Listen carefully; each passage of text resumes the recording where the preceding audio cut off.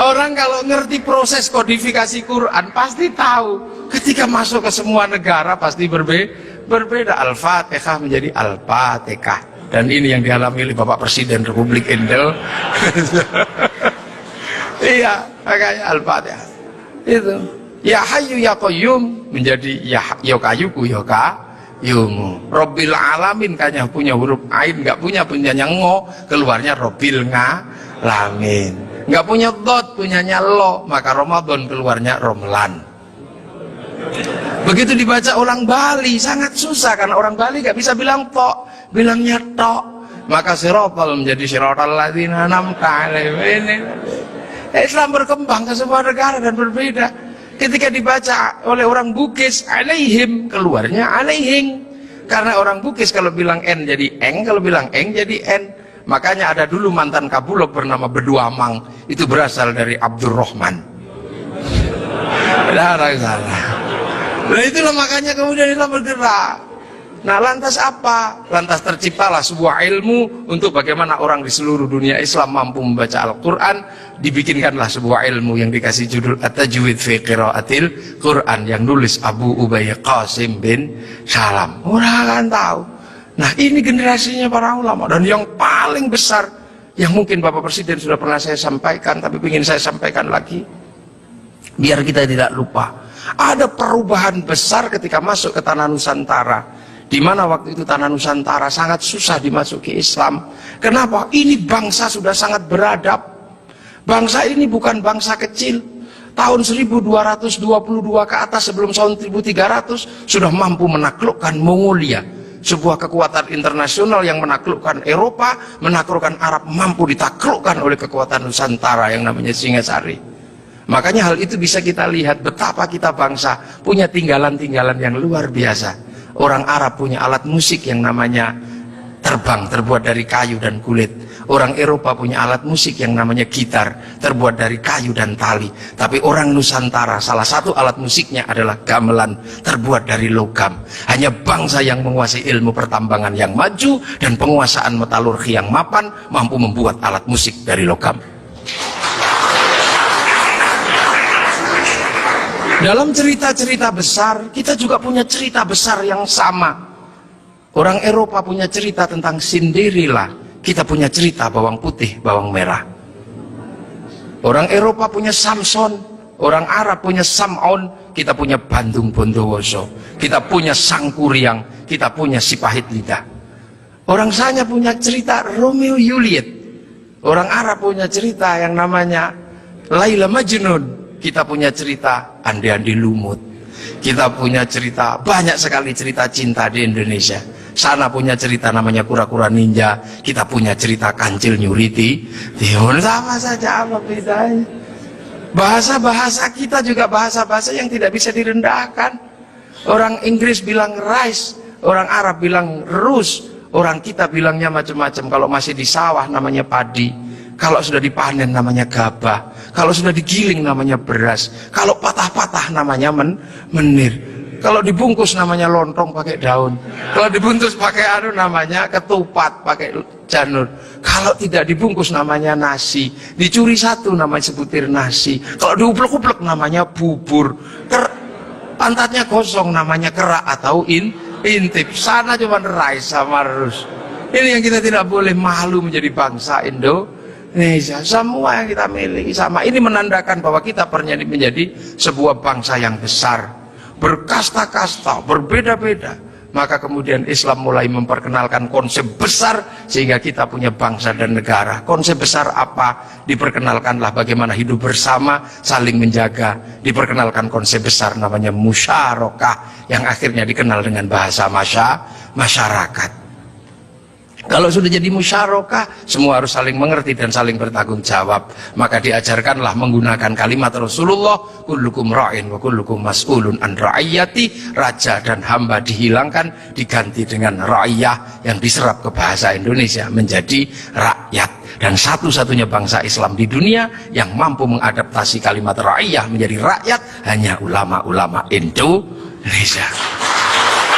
Hanya ulama Indonesia. Nah kenapa? Karena kita ini pilihannya berbeda. pilihan bangsa yang disebut waja'alnakum syu'uban wa qabaila. Disinilah tempatnya. Arab tidak ditemukan bangsa yang berbeda, mereka satu bangsa. Eropa satu bangsa, Arab satu bangsa dipikul puluhan negara. Eropa satu bangsa dipikul puluhan negara. Tapi disinilah ada satu-satunya tempat puluhan bangsa bisa dipikul oleh satu negara, Kesatuan Republik Indonesia. Makanya harus disatukan. Tidak ada lagi raja hamba, yang adalah ra'iyah. Kalau sudah ra'iyah, tidak boleh lagi menyebut kafir. Kenapa? Karena kafir adalah orang yang menentang Allah dan memusuhi kaum muslimin. Kalau sudah hidup bersama namanya dhimmi. Kalau sudah saling bertanggung jawab namanya ra'iyah. Maka ketika para ulama sudah menyebut kita dengan sebutan rakyat, jangan lagi kau turunkan derajat ra'iyah menjadi derajat kafir. Maka tidak ada lagi kata kafir di Indonesia, karena sudah ra'iyah atau rakyat. Ini kenapa para ulama sepuh tidak ada yang menyebut kafir. Kemudian ra'iyah kalau berkumpul diajarkan bagaimana hidup bersama, berbahagialah, berbicaralah dengan baik-baik. Maka konsep yang ditawarkan adalah wasyawirhum fil amri. Maka kemudian ra'iyah yang hidup bersama dan berbicara secara bersama disebut musyawarah. Kalimat wasyawirhum fil amri.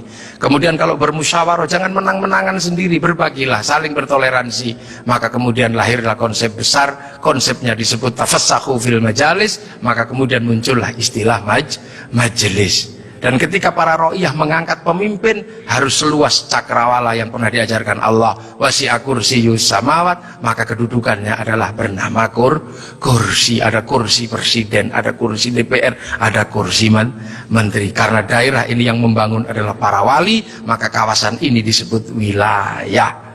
Kalau saya mau tanya, di mana negara dengan konsep dasar keagamaan Islam yang mampu membangun sebuah struktur negara hari ini, itu ada di Indonesia.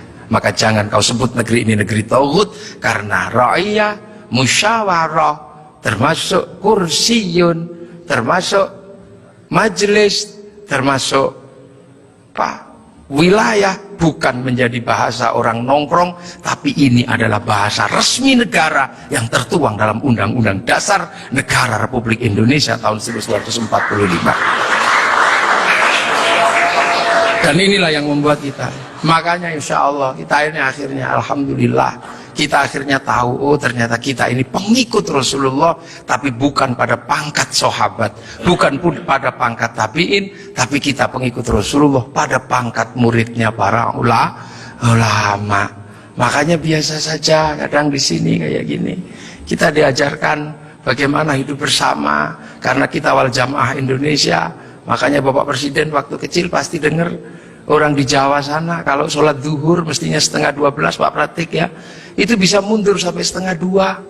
Kenapa? Karena jamaahnya masih ada di sawah. Terus Allahu Akbar, Allahu Akbar, sambil nunggu. Lantas pujian Robana datang, ada Tombowati karena capek nunggu ya pegel, sampai ada diuruki anjang. Itu cara di sini. Terus sholat. Nah sholat di sini Allahu Akbar, karena sinyalnya jauh, kita ini pemancar lokal, biasa sinyalnya suka hilang kan. Allah Akbar, ada bakso gitu, ding ding, sinyalnya hilang. Bakso gitu. Nah inilah Indonesia. Makanya karena sinyal yang hilang, habis itu para ulama mengajarkan kalau kepalamu bocor seperti itu, nggak inget Allah, inget apa, udahlah kalau habis sholat ditambal. Maka habis sholat ada zikir la ilallah, la ilallah. Nah sekarang ada yang protes, kenapa berzikir pakai gini-gini? Bukankah sahabat kalau zikir terdiam? Sahabat murid Rasulullah, terlalu dekat dengan Rasulullah, batinnya wusul kepada Allah sampai ke sana. Kalau wal jamaahnya ulama disuruh diam begini, tidur. Nah puasa juga sama. Orang Indonesia kalau puasa nggak terlalu khusyuk, karena keluar rumah ada belimbing, ada jambu.